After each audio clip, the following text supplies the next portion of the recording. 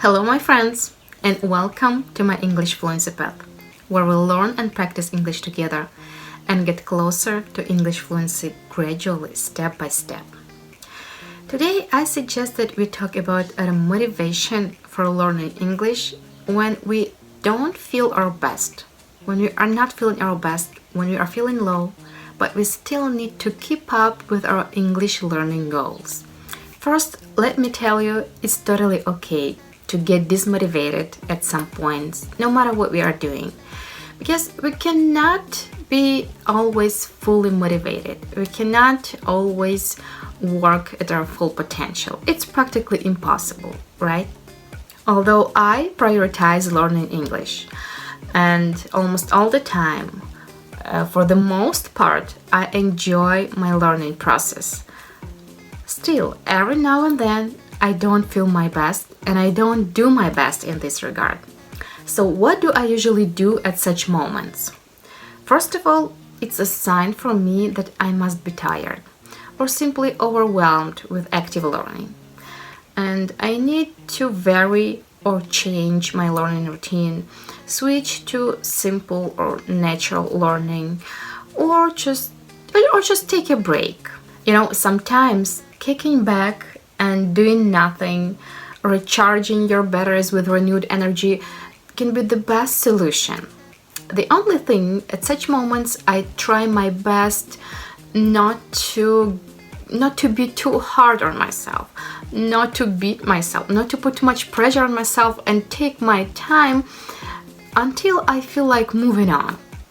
But if it's not about fatigue or being tired or exhausted, but about getting distracted and losing my focus, I have some other methods. At such moments, I usually kindly remind myself of my vision, because it's really important, it's even crucial to have a vision of the future outcome, of the future result that you are going to achieve. It's like, what am I doing? Why am I doing this? Who am I doing this for? What am I going to achieve?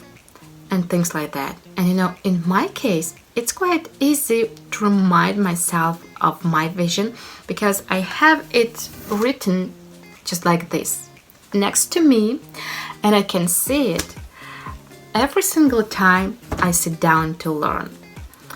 And speaking of a vision, here I'd like to elaborate on this a little bit more, because this is when our imagination comes into play. This is when you clearly imagine the outcome you want. This is when you imagine it as detailed as possible. What's that gonna feel like? How you are going to view yourself? How other people are gonna view you? You imagine the whole of that. How it's going to feel, how it will look through your own eyes, what you are gonna be telling yourself. And then you step into this. You don't just imagine it out there in the future, oh, won't that be nice? You actually step into this. You feel your feet on the ground. You experience this and you feel great about it. And then you get this sense of that worth doing.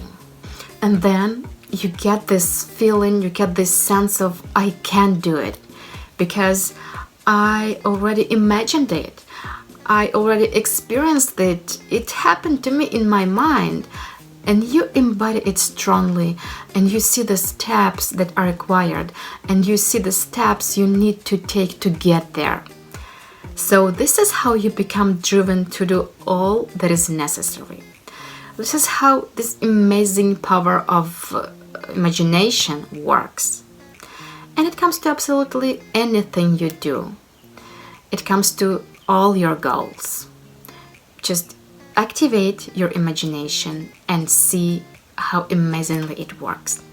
Just to quickly sum up, when I'm not feeling my best, when I'm feeling low, but still I need to keep up with my learning goals, I usually either take a break, which is totally okay, or switch to simple practice, to easier learning activities like watching movies, listening to podcasts, listening to music, or just writing scripts for my videos. It can be practically anything which do not require of me much energy and much focus.